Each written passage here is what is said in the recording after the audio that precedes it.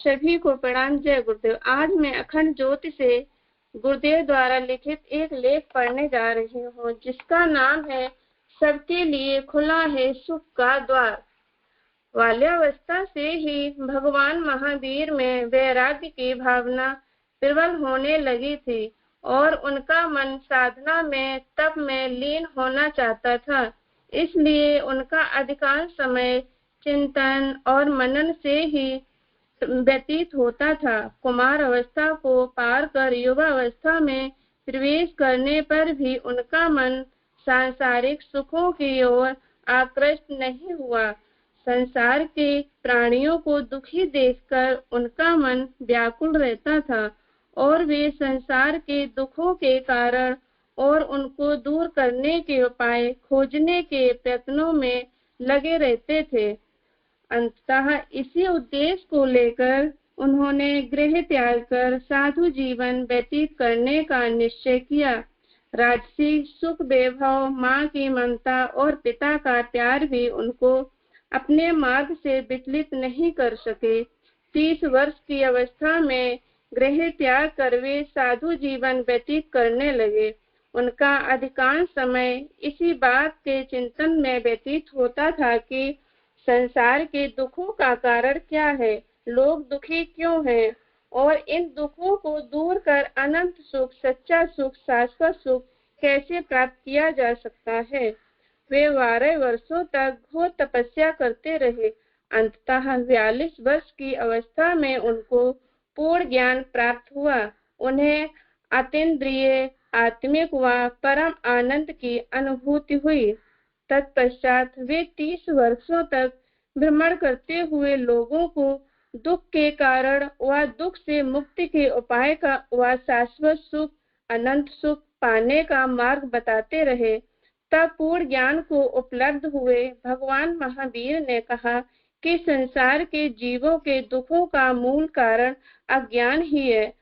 अस्तु अज्ञान से मुक्त होने के लिए लोगों को पुरुषार्थ करना चाहिए।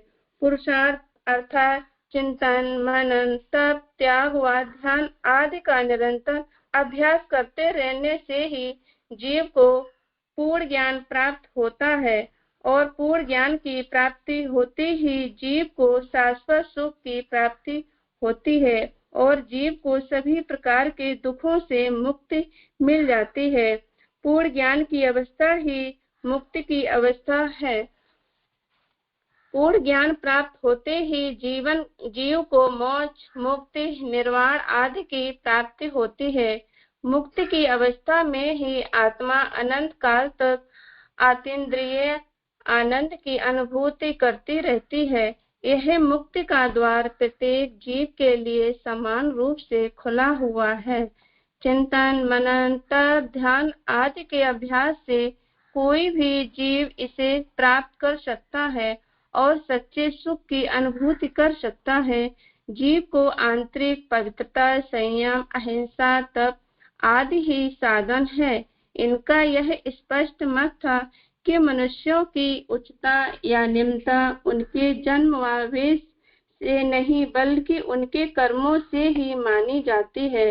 सिर मुंडा लेने से कोई ब्राह्मण नहीं बन जाता। केवल ओंकार का जप करने से कोई ब्राह्मण नहीं बन जाता। निर्जन वन में रहने मात्र से ही कोई मुनि नहीं बन जाता और केवल कल वस्त्र पहनने से कोई तपस्वी नहीं हो जाता। इसके विपरीत समता पालने से ब्रह्मचर्य का पालन करने से ब्राह्मण, चिंतन, मनन व ज्ञान से मुनि तथा तपस्या करने से तपस्वी होता है। भगवान महावीर ने यहाँ तक कहा है कि जो कुछ मैंने कहा है उसको केवल इसलिए ही सत्य न समझो कि वही मैंने कहा है। यदि आप उसको अपने स्वयं के चिंतन, मनन व अनुभव के द्वारा सत्य पाओ तभी सत्य समझो। अस्तु यदि हम में से कोई भी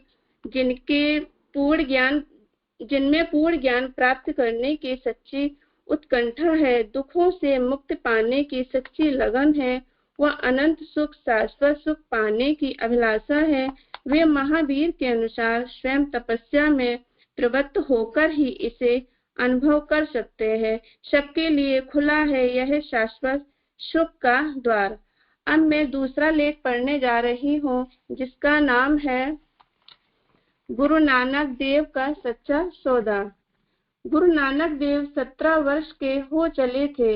उनके पिताजी ने बहुत सोच विचार कर नानक को व्यापार के लिए 20 रुपए दिए। नानक देव पिता की आज्ञानुसार व्यापार के लिए घर से निकलने को तैयार हुए। घर से व्यापार के लिए बाहर जाते हुए नानक से उनके पिता ने कहा, पुत्र, इन 20 रुपयों से तुम एक छोटा सा व्यापार शुरू करो। व्यापार में लाभ ही लाभ हो, इसका विशेष ख्याल रखना। व्यापार में लाभ होने पर मैं तुम्हें और भी रुपए दूंगा और लगातार सहायता करता रहूंगा। मुझे पूर्ण आशा और भरोसा है कि एक दिन तुम व्यापार में बहुत आगे जाओगे और एक बड़े व्यापारी बन सकोगे। उनके पिता ने एक पड़ोसी का लड़का, जिसका नाम बाला, उसे भी नानक के साथ भेज दिया ताकि वह नानक को अपनी राय देकर व्यापार में उनकी सहायता करता रहे।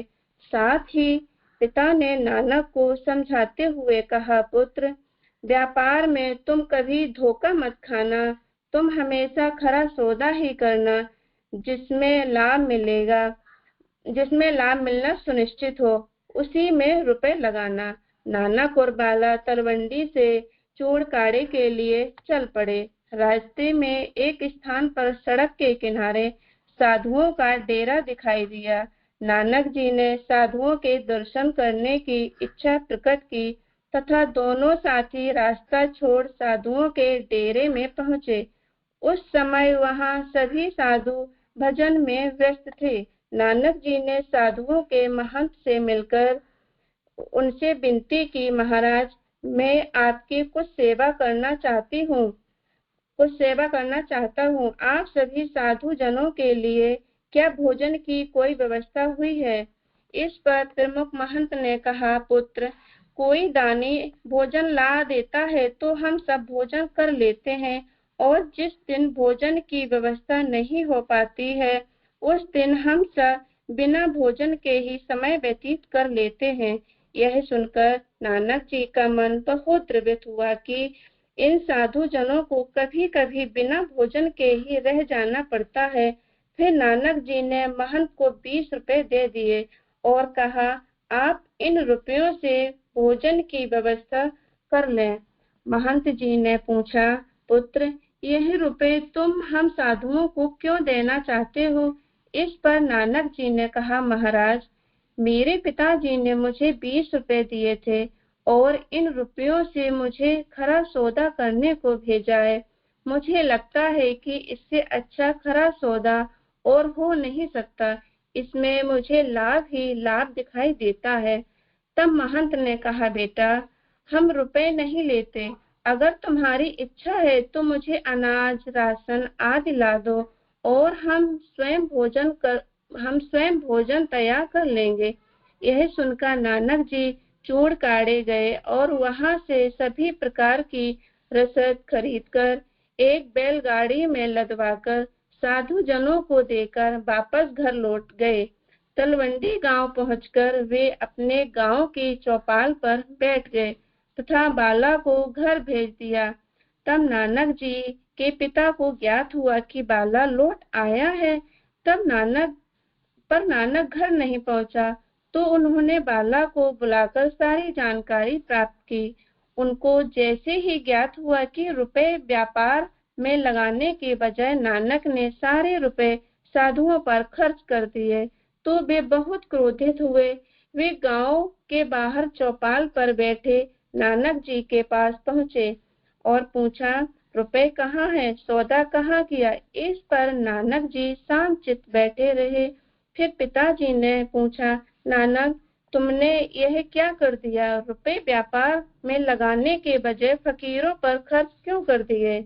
तब शांत चित्त बैठे नानक जी ने कहा, पिताजी, आपने ही कहा था कि बेटा खरा सौदा ही करना, इसलिए मैंने अपनी ओर से बहुत सोच समझकर सौदा ही किया है। इस सौदे में लाभ ही लाभ है।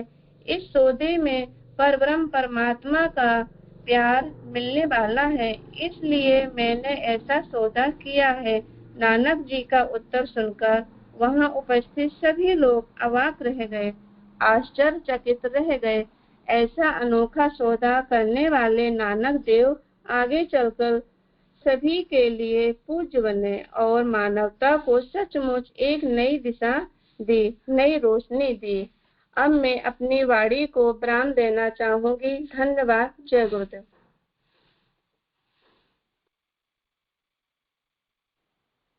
बहुत बहुत धन्यवाद रिंकी दीदी, आपने बहुत प्यारे तरीके से गुरु आवाहन किया और बहुत प्रेरणाप्रद जो 2 स्टोरी सुनाई, बहुत अच्छी थी।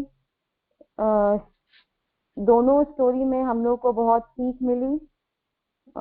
ये जो पहली स्टोरी आपने बताई जिसमें इंसान को छोटे छोटे संकल्प से, छोटे छोटे तप से आदमी इंसान बहुत कुछ हासिल कर सकता है, और जो दूसरा आपने बताया बिल्कुल सही बताया कि सिर्फ सेल्फ सेंटर्ड होकर अपना सोचना नहीं चाहिए।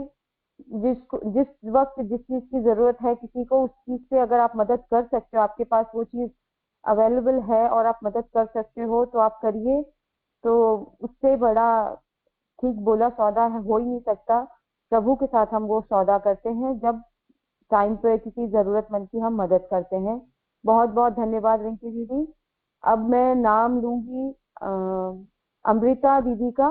अमृता दीदी, मैं आपको अनम्यूट कर रही हूँ, आप अपना स्टोरी शुरू कर सकती हैं। जय गुरुदेव। सभी दीदी को प्रणाम। आवाज आ रही है दीदी? हाँ जी, हाँ जी। ईश्वर कहाँ नहीं है, ये जनवरी 2023 का है। जनमानस को ज्ञान का अमृत पिलाए हुए गुरु नानक देव भारत के कोने कोने।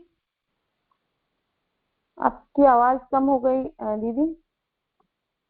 हेलो। हाँ जी, हाँ जी, बोलिए। आप अपने फोन को साइलेंट मोड में कर लीजिए, वाइब्रेट में, आई थिंक उसको साइलेंट में कर दीजिए, शायद कॉल आ रहा है, डिस्टर्बेंस हो रही है बीच में। मैं अमृता राय दीदी, अगर आपके कॉल आ रहा है तो मैं अनामिका दीदी का नाम लेती हूँ। हाँ अनामिका दीदी, दीदी, 1 मिनट पढ़ रही हूँ। हेलो। हाँ जी, हाँ जी, ठीक है दीदी, पढ़िए पढ़िए। हाँ, ईश्वर कहाँ नहीं है। जनमानस को ज्ञान का अमृत पिलाते हुए गुरु नानक देव भारत के कोने कोने की यात्रा कर चुके थे। कुछ दिन करतारपुर में विश्राम करने के पश्चात उनके हृदय में भगवत भक्ति का विचार करने की एक नई लहर उठी। उनकी आत्मा ने उन्हें आवाज दी, उठो नानक, अभी तुम्हारा कार्य पूरा नहीं हुआ है। अभी कुछ और लोग तुम्हारी प्रतीक्षा कर रहे हैं।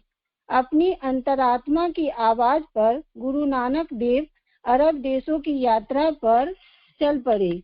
उन दिनों हाजी लोग सूरत के बंदरगाह से ही मक्का मदीना की यात्रा के लिए जाया करते थे। गुरु नानक देव भी सूरत पहुंचे। वहां से पानी वाले जहाज पर चढ़कर वे अरब देशों की ओर चल पड़े। भाई मर्दाना भी उनके साथ थे। सागर तट से मक्का तक पैदल चलते चलते गुरु जी मरुस्थल की यात्रा में काफी थक चुके थे।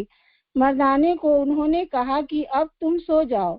वहां हज यात्रा करने आए सारे हाजी गुरु नानक देव जी के आसपास ही लेटे हुए थे। रात में गुरु नानक देव जी जब ठंडी ठंडी रेत पर सो रहे थे तो उनके पांव मक्का की ओर थे, जिसे कावा कहा जाता था। मक्का की ओर, कावा की ओर पैर पसारकर सोना मुस्लिम आस्था की दृष्टि से बहुत बड़ा अपराध माना जाता था, क्योंकि मक्का शरीफ खुदा का घर है। अस्तु मुसलमान हाजियों ने जब एक फकीर को गुरु नानक देव जी को मक्के की ओर पांव किए लेटे देखा तो क्रोधित हो उठे। वे सभी गुरु नानक देव के पास आए और गुरु नानक देव जी को आराम की नींद से सो रहे थे। उन्हें क्या पता कि लोग उनके बारे में क्या सोच रहे हैं। हाजी लोग क्रोध से भरे उनके पास खड़े थे। उनके बस में होता तो वे उन्हें जान से मार डालते, पर गुरु नानक देव संसार में रहते हुए इस संसार के मानव कहाँ थे। वे तो महामानव थे, वे तो महापुरुष थे, वे तो महान आत्मा थे, वे तो एक उच्च कोटि के ईश्वर भक्त थे। उनके चेहरे पर आत्म प्रकाश छलक रहा था। उनके पास खड़े हाजियों में क्रोध से भरा हुआ एक हाजी गुरु नानक देव के पास आया और गुस्से में बोला, तू कौन है जो खुदा की घर की ओर पांव करके लेटा हुआ है? चल उठ यहाँ से। विश्राम की स्थिति में गुरु नानक देव जी ने अपनी प्रकाश भरी नजरें खोली, धीरे से मुस्कुराए और बोले, क्या बात है भाई? अरे तुम्हें नजर नहीं आता कि तुम खुदा के घर की ओर पांव करके लेटे हुए हो? गुरु नानक देव ने कहा, भाई गुस्सा क्यों होते हो? मैं तो एक फकीर हूँ, मुझे तो पता नहीं खुदा का घर किस ओर है, फिर मैं बहुत थका हुआ हूँ। तुम यदि चाहते हो कि मैं खुदा की ओर पांव न करूँ तो तुम्हें उठाकर दूसरी ओर कर दो, जिस ओर खुदा का घर नहीं है। वह हाजी तो क्रोध से भरा हुआ था ही। उसने बड़े क्रोध से और नफरत से गुरु जी के पांवों को उठाकर दूसरी ओर कर दिया। पर यह क्या, वह हाजी जिस ओर से गुरु जी के पांव घुमाता, मक्का भी उसी ओर घूम जाता। हाजी ने समझा, शायद यह मेरी भूल है, शायद मैंने पांव घुमाए नहीं होंगे,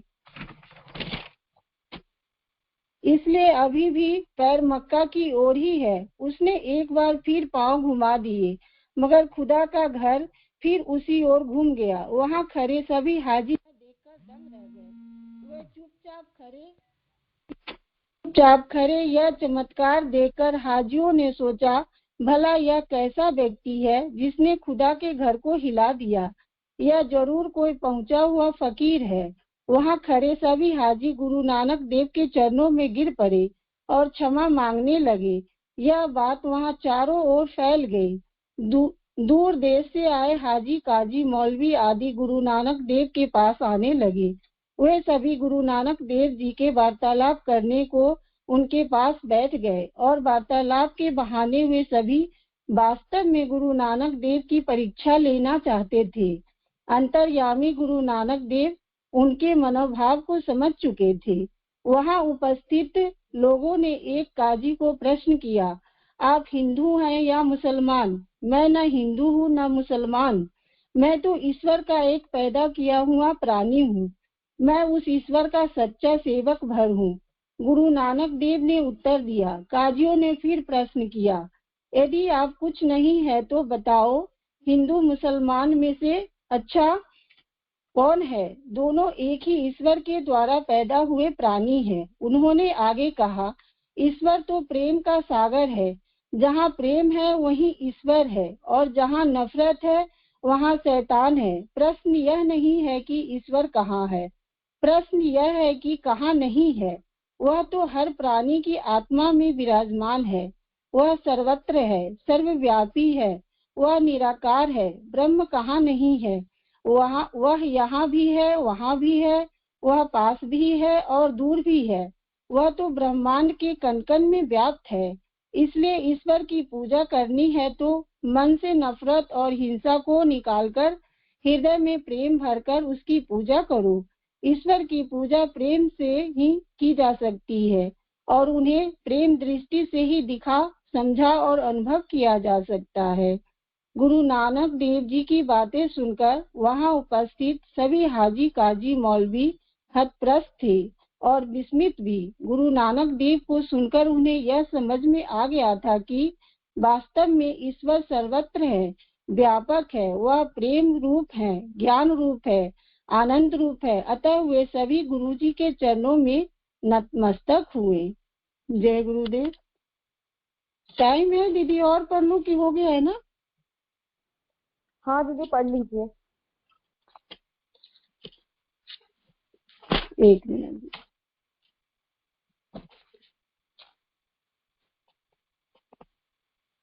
एक स्टोरी है छोटी सी।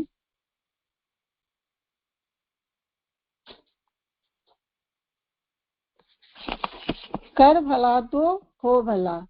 एक प्रसिद्ध राजा हुआ करते थे जिनका नाम रामधन था। अपनी नाम की ही तरह प्रजा सेवा ही उनका धर्म था। उनकी प्रजा भी उन्हें राजा राम की तरह सम्मान देती थी। राजा रामधन सभी की निष्काम भाव से सहायता करते रहते थे, चाहे वो उनके राज्य की प्रजा हो या अन्य किसी और राज्य की। उनकी ख्याति सर्वत्र फैली हुई थी। उनकी दानी स्वभाव और व्यवहार के गुणगान उनके शत्रु राजा तक करते थे। उन राजाओं में एक राजा का भीम सिंह, जिसे राजा रामधन की इस ख्याति से ईर्ष्या हुआ करती थी। उस ईर्ष्या के कारण भीम सिंह ने राजा रामधन को हराने की एक रणनीति बनाई और कुछ समय बाद रामधन ने राज पर आक्रमण कर दिया। भीम सिंह ने छल से युद्ध जीत लिया और रामधन को अपनी जान बचाने के लिए जंगल में जाकर छुपना पड़ा। इतना होने पर भी रामधन की लोकप्रियता में कोई कमी नहीं आई। हर जगह प्रजा उनकी चर्चा करती रहती थी, जिससे भीम सिंह परेशान हो गया और उससे राजा रामधन की मृत्यु दंड देने का फैसला किया। उसने ऐलान किया कि जो राजा रामधन को पकड़कर ले आएगा वह उसे 10,000 सोनों की असरफी देगा। दूसरी ओर राजा रामधन जंगलों में ही भटकते रहे। तब उन्हें एक राहगीर मिला और उन्हें कहा, भाई तुम इस प्रांत के लग रहे हो या मुझे राजा रामधन के राज्य का रास्ता बता सकते हो? राजा रामधन ने पूछा, तुम्हें क्या काम है राजा से? तब राहगीर ने कहा, मेरा बेटा बहुत बीमार है, उससे इलाज में मेरा सारा धन चला गया है। सुना है राजा रामधन सभी की मदद करते हैं, सोचा उन्हीं के पास जाकर याचना करूं। यह सुनकर राजा रामधन राहगीर को अपना साथ देकर भीम सिंह के पास पहुंचा। उन्हें देखकर दरबार में सभी अचंभित थे। राजा रामधन ने कहा, हे राजन, आपने मुझे खोजने वाले को 10,000 असरफी देने का वादा किया था। मेरे इस मित्र ने मुझे आपके सामने पेश किया है, अतः इसे वो असरफी दे। यह सुनकर राजा भीम सिंह को यह एहसास हुआ कि राजा रामधन सच में कितने महान और दानी है। उसने अपनी गलती को स्वीकार किया, साथ ही राजा रामधन को उसका राज लौटा दिया और सदा उनके दिखाए रास्ते पर चलने का फैसला किया। दोस्तों, इसी को कहते हैं कर भला तो सब भला। कहाँ एक तरफ भीम सिंह राजा रामधन को मारना चाहता था और कहाँ रामधन की करनी देख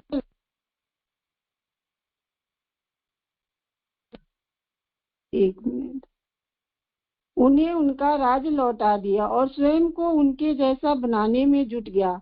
महान लोग सही कहते हैं, कर भला तो हो भला। रामधन की कहानी का फल था जो वो हारने के बाद भी जीत गया। उसने जिस तरह से सभी की मदद की, उसकी मदद अंत में उसे ही काम आई। मनुष्य को अपने कर्मों का परमार्थ करते रहना चाहिए। अगर आप अच्छा करोगे तो अच्छा ही मिलेगा। माना कि शुरू में कष्ट होता है, लेकिन अंत सदैव अच्छा ही होता है। जय गुरुदेव। सभी दीदी को प्रणाम, धन्यवाद।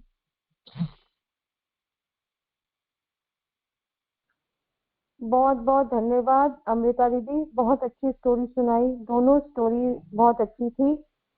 बिल्कुल सही कहा, अगर हमारा इंटेंशन अच्छा है तो हमारे साथ अच्छा ही होगा। ये हमेशा ऐसे ही सोचना चाहिए। लाइफ में अप एंड डाउन होते ही रहते हैं, कहा जाता है ऐसा। शांति कुंज में एक बहुत बड़े कार्यकर्ता से मैं बात कर रही थी, तो वो कह रहे थे कि लाइफ में जो चाहे फाइनेंस का लेवल हो, चाहे इमोशन का लेवल हो, वहाँ बजटिंग करते रहना चाहिए। बजटिंग मीन्स आप जब आप फाइनेंस के मामले में आए, जब आपके घर में पैसों की बात है, उसमें भी बजटिंग होती है, घर में सब घर में होती है। लेकिन अपने इमोशन, अपने मतलब क्या चल रहा है अभी दिलो दिमाग में, सही चल रहा है कि नहीं, गलत चल रहा है कि नहीं, एनालाइज करना चाहिए। और अगले के साथ मैं सही कर रही हूँ कि नहीं, अगले के साथ मैं सही कर रहा हूँ कि नहीं, तो ये चलते रहना चाहिए। और जो गलत है उसको कंट्रोल करना चाहिए। तो बजटिंग इसी को बोलते हैं, एक इमोशनल लेवल पे, एक व्यवहारिक लेवल पे हम बोलेंगे तो ऐसा चलते रहना चाहिए। इससे क्या होता है, हमारा जो आध्यात्मिक जीवन है उसमें हमें प्रोग्रेस मिलती रहती है टाइम टू टाइम। और हम भगवान के निकट होते जाते हैं और इससे हमें ही फायदा होता है, हमारे अगल बगल के लोगों को फायदा होता है, हमारे बच्चों को फायदा होता है। बहुत बहुत धन्यवाद अमृता रॉय दीदी। अब मैं नाम लूंगी अनामिका दीदी का। अनामिका दीदी, मैं आपको अनम्यूट कर रही हूँ, आप शुरू कर सकती हैं। Hello hello. हाँ जी हाँ जी आवाज हेलो। आ रही है? आवाज आ रही है? प्रणाम दीदी, आवाज आ रही है? जी बिल्कुल बिल्कुल दीदी, प्रणाम आ रही है, आप शुरू करें। आवाज आ रही है दीदी? हाँ जी आवाज आ रही है, आप शुरू करें, आवाज आ रही है। जी जी, जय गुरुदेव, सभी को प्रणाम। मैं अखंड ज्योति फरवरी 2023 से एक लेख पढ़ रही हूँ।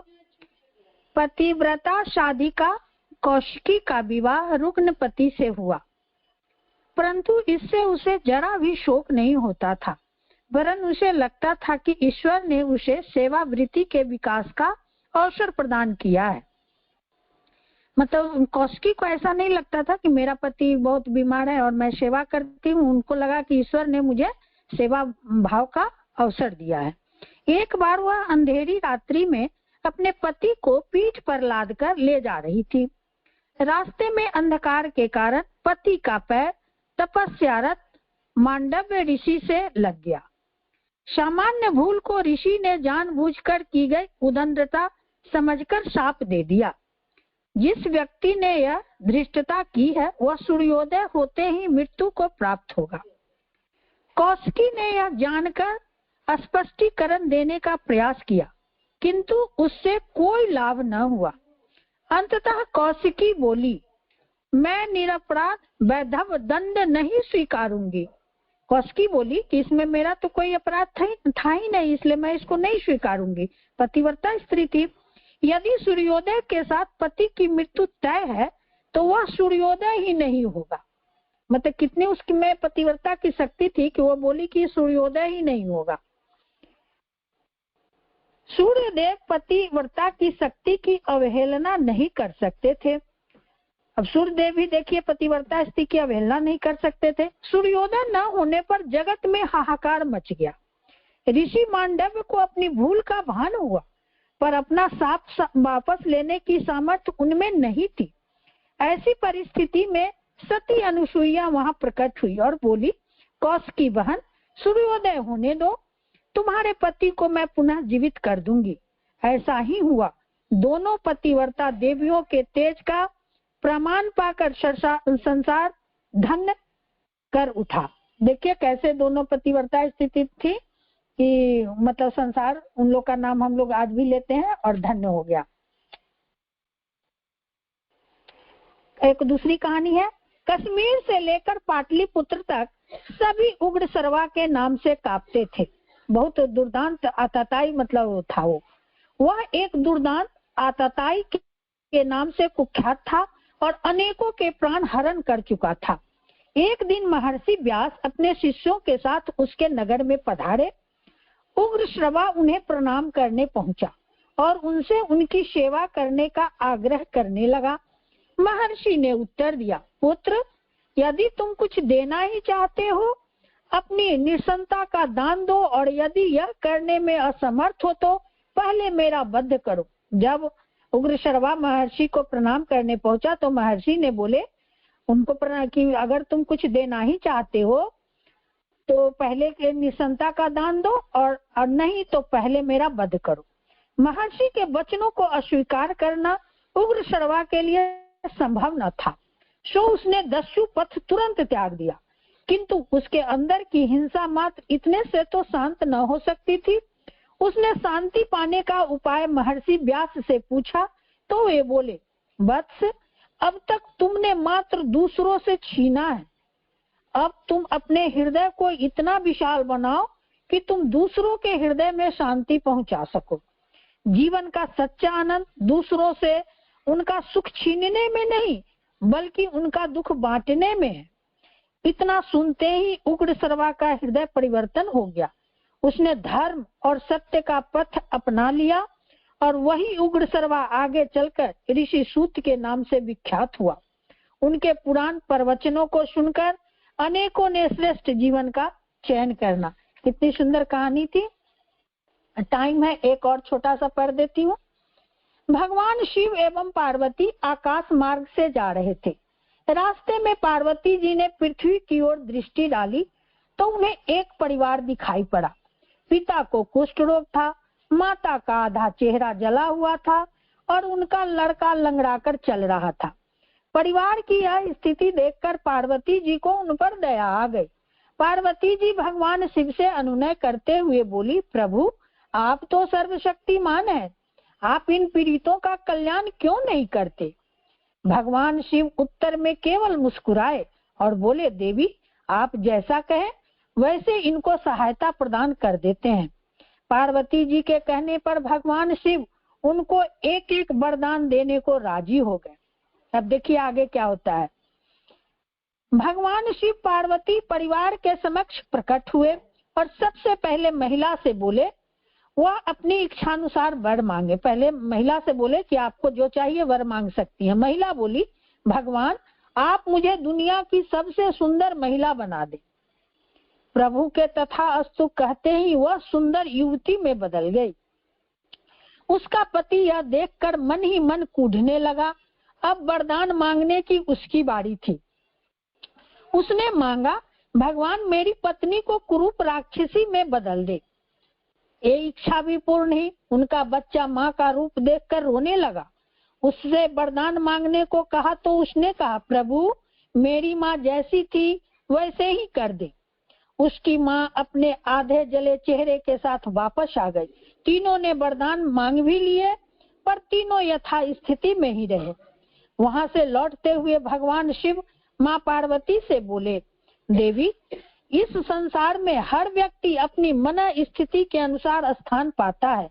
भगवान भी उन्हीं की सहायता करते हैं जो अपनी सहायता करने को तत्पर रहते हैं।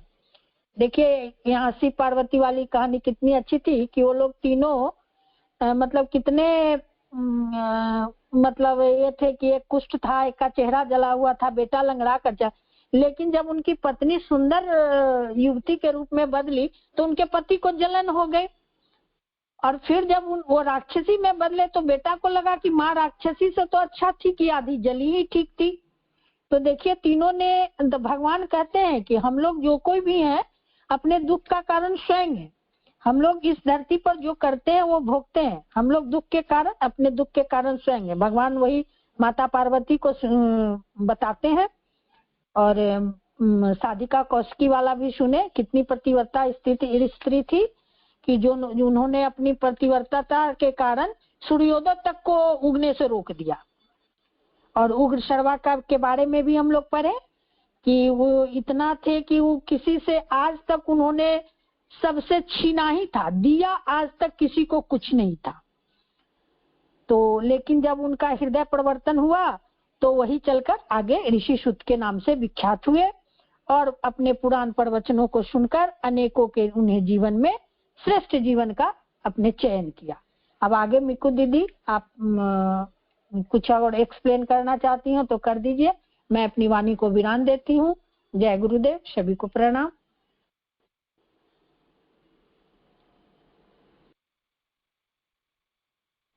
धन्यवाद अनामिका दीदी, बहुत अच्छी स्टोरी सुनाई, बहुत अच्छा लगा। तीनों स्टोरी बहुत हम लोग को उसमें से बहुत सारी सीख लेनी चाहिए।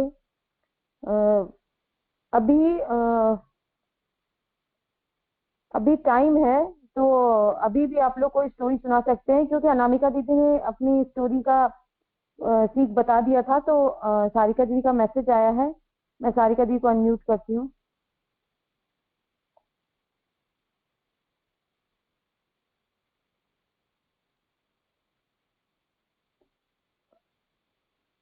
सारिका दीदी। बहुत बहुत धन्यवाद। मेरे को आवाज आ रही है?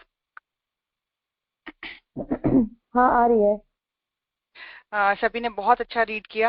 अनामिका दीदी ने लास्ट के दो जो सुनाया बहुत ही सुंदर, और किस तरह से मतलब एक बहुत ही अच्छा एग्जाम्पल कि अगर चिड़ जलन की द्वेष की भावना हो तो भगवान भी आप मतलब कुछ नहीं कर सकता है। वो वरदान दिया हुआ भी यूजलेस हो गया। तो मतलब एकदम ही कोर में समझने वाली बात यह है कि हम जितना हो सके अपने मन को, विचारों को साफ और सिंपल रखें, ताकि ईश्वर देने आए तो उस चीज को हम एक्सेप्ट और धारण कर सकें। जनवरी की अखंड ज्योति आई है, पता नहीं, मुझे एक बार अश्योर कर दीजिए, मुझे याद नहीं है। अंतर्मुखी व्यक्तित्व कहीं किसी ने पढ़ा है जनवरी में से? नहीं पढ़ा है तो मैं पढ़ देती हूँ। ये बहुत ही इंटरेस्टिंग है और बहुत ध्यानपूर्वक सुनने वाला है। किसी को अगर टॉपिक याद है, अंतर्मुखी व्यक्तित्व, जनवरी के अखंड ज्योति से 2023, मैं पढ़ ही देती हूँ। गुरुदेव लिख रहे हैं, अंतर्मुखी होने का तात्पर्य है अपने विचार और भाव को अंतर यात्रा की ओर अग्रसर करना। दीदी थोड़ी आवाज कम हो गई है। नीरू, अगर तुम मुझे सुन पा रही हो तो एक बार सूर्या को फोन कर दो। सूर्या मुझे फोन कर रही है, सूर्या को फोन कर लेना, या सुशीला आंटी को फोन कर लेना। पढ़ देती हूँ मैं फिर से एक बार। अंतर्मुखी होने का तात्पर्य है, मैं एक मिनट होल्ड करूंगी।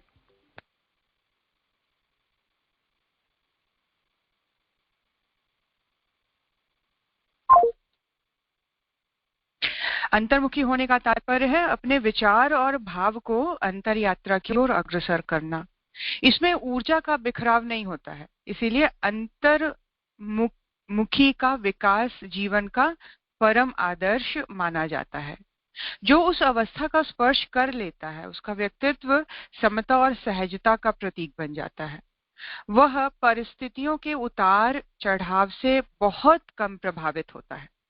संसार में संयोग और वियोग तथा अनुकूलता और प्रतिकूलता का चक्र निरंतर चलता रहता है, जिसके बारे में संत कबीरदास ने लिखा है, चलती चक्की देखी के दिया कबीरा रोए, दो पाटन के बीच में साबुत बचा न कोय। यहाँ दो पाटों के से सुख और दुख, हर्ष और शोक, संयोग और वियोग की घटना का संकेत है।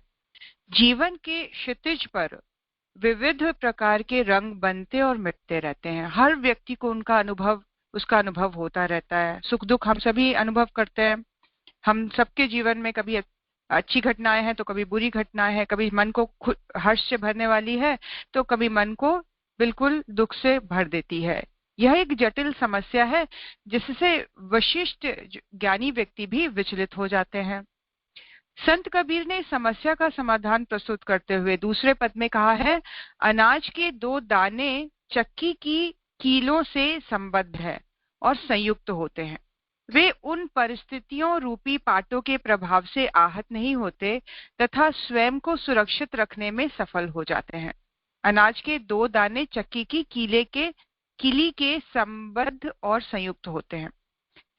गुरुदेव कह रहे हैं कि जिनका चिंतन अध्यात्म की धुरी पर केंद्रित रहेगा, अध्यात्म की धुरी, जैसे चक्की की धुरी के पास जो दाना गिर जाता है वो पिसता नहीं है, वो दोनों चक्की के बीच में कभी आता ही नहीं है, उसका एक्सपीरियंस ही डिफरेंट रहता है। इस पूरे प्रोसेस में पिसता वही है जो धुरी से दूर है, जो अपने केंद्र से दूर है, जो अपने आत्म स्वरूप से या आत्म ज्ञान से जितना दूर होगा वो उतना ही जीवन के अलग अलग कलर्स को, अलग अलग टेस्ट को बहुत डीपली अनुभव करेगा। सुख में बहुत सुख का अनुभव करेगा, दुख में बहुत ही निराश और दुखी हो जाएगा। सुख में हर्ष आएगा, उसके अंदर अहंकार बढ़ेगा। तो ये क्या है? धुरी से दूर होने की निशानी है ना। जिनका चिंतन अध्यात्म की धुरी पर केंद्रित होता है वे, उनकी भाषा में, दो चक्की की कीलियों से लगे हुए अनाज के दानों के समान है।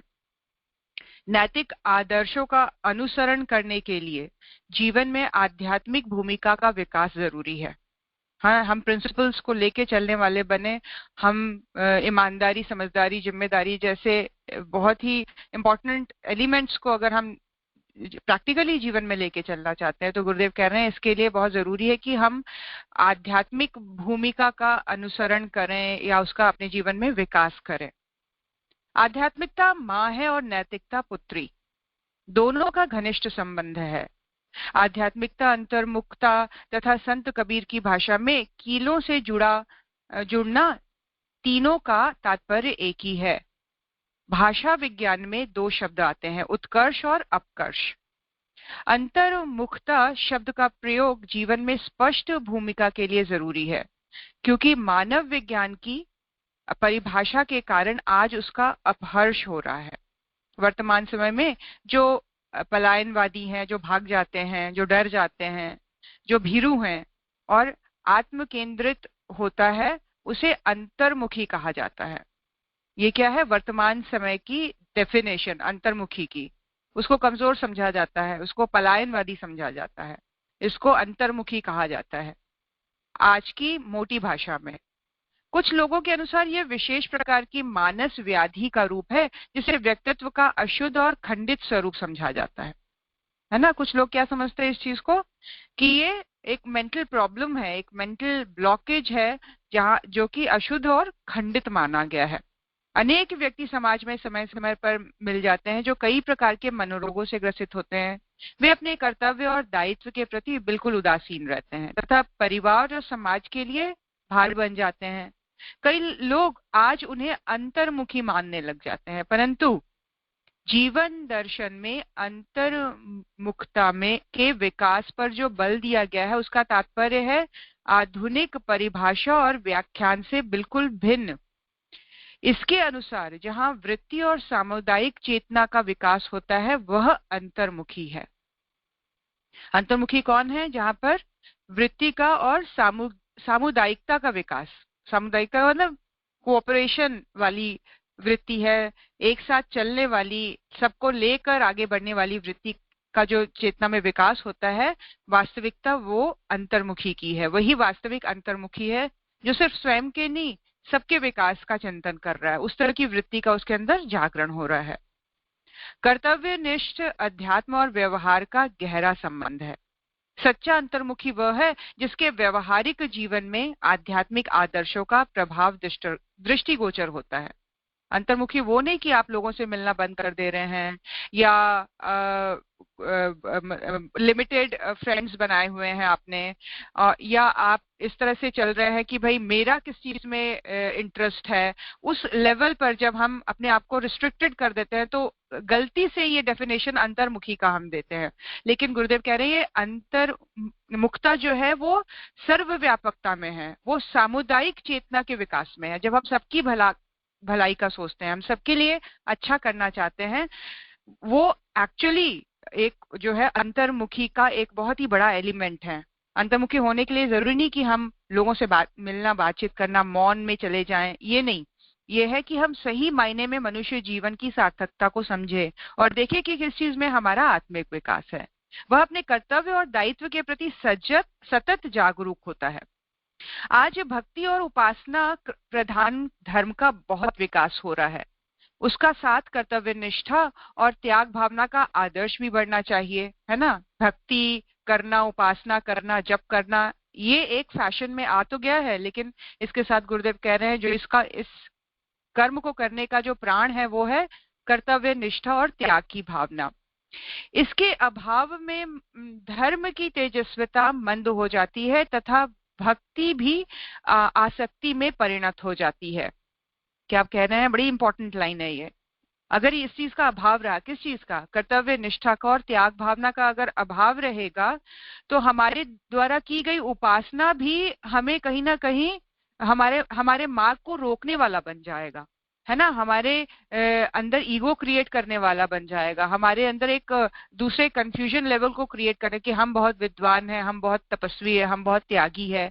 तो क्या होगी? धर्म की जो तेजस्विता है वो मंद हो जाती है तथा भक्ति जो है वो आसक्ति में परिणत हो जाता है। ऐसे ही लोग जो होते हैं वो जाति धर्म के नाम पर अपवाद करते हैं, समाज में गलत एक थॉट के फ्लो को बहाते हैं, जहां पर वो इस तरह की छोटी छोटी बातों पर एक लकीर खींच लेते हैं, जहां हम इस जाति के हैं, हम सिर्फ इसी गुरु को मानते हैं, हम सिर्फ इसी प्रथा को या पंथ को मानते हैं। अंतर्मुखी व्यक्ति का दृष्टिकोण विशाल होता है। वह स्वार्थ की अपेक्षा परमार्थ को अधिक महत्व देता है। आज समाज में व्यक्तिवाद और स्वार्थवाद की भावना का प्रभाव तेजी से बढ़ रहा है। अपने स्वार्थ के लिए दूसरों का अहित और अनिष्ट करने में लोग संकोच ही नहीं करते, है ना। लेवल पर हम देखेंगे खाने पीने की चीजों में मिलावट, और जिस तरह का आज हम लोग को देखने को मिलता है कि किस तरह से जहर को खिलाने में भी लोग पीछे नहीं हटते हैं और गलत सलत चीजों के को बनाकर बिजनेस करते हैं, तो दूसरों के अनहित में भी अगर अपने आप को प्रॉफिट मिल रहा है, अपना स्वार्थ सध रहा है, तो उसको करने से भी लोग पीछे नहीं हटते हैं। अंतर्मुखी व्यक्ति अपने हितों और स्वार्थों को का बलिदान करता है। वह दूसरों के अहित और अनिष्ट का कभी विचार नहीं करता। हिंसा, असंयम और भ्रष्टाचार के विषैले बीज आज जो समाज में व्यापक रूप से अंकुरित हो रहे हैं, वो स्वार्थवाद की भावना उनका प्रमुख कारण है। आज जितनी भी प्रॉब्लम्स जो क्रिएट हो रही हैं समाज में, उसका एकमात्र एक कारण है कि स्वार्थ की ही भावना एक तरह से प्रोमिनेंट हो गई है सबके थॉट प्रोसेस में। इसीलिए निस्वार्थ वृत्ति का विकास होना बहुत जरूरी है। जहां कर्तव्य की भावना गौण तथा अधिकार की भावना प्रमुख हो जाती है, वह समाज दुखी और रोगी हो जाता है। सिर्फ समाज में ही नहीं, हम देखेंगे पर्सनल लाइफ में भी, पति पत्नी के बीच में भी, अगर ये भावना गौण है किस चीज की, कर्तव्य की, कि मेरी रिस्पॉन्सिबिलिटी क्या है, किस चीज में मेरा मतलब अधिकार की भावना अगर प्रमुख हो जाती है, ये मेरा राइट है, ये सब मुझे मिलना चाहिए, तो वहां पे रिलेशंस भी नहीं ज्यादा दिन तक टिक पाते हैं और समाज में तो दुख और रोग फैलता ही है। संस्कृत साहित्य में समाज और समझ दो शब्दों का प्रयोग हुआ है। मनुष्य का समूह समाज और पशुओं का समूह समझ कहलाता है। समझ समाज और में एक मात्रा अधिक है ना, एक अ की मात्रा अधिक है समाज शब्द में। यह अहिंसा की मात्रा है, अ से अहिंसा। हम ऐसी कल्पना कर सकते हैं, अहिंसा के अभाव में मनुष्यों का समूह भी पशुओं के समान हो जाता है। अहिंसा और सामुदायिक चेतना का गहरा संबंध है।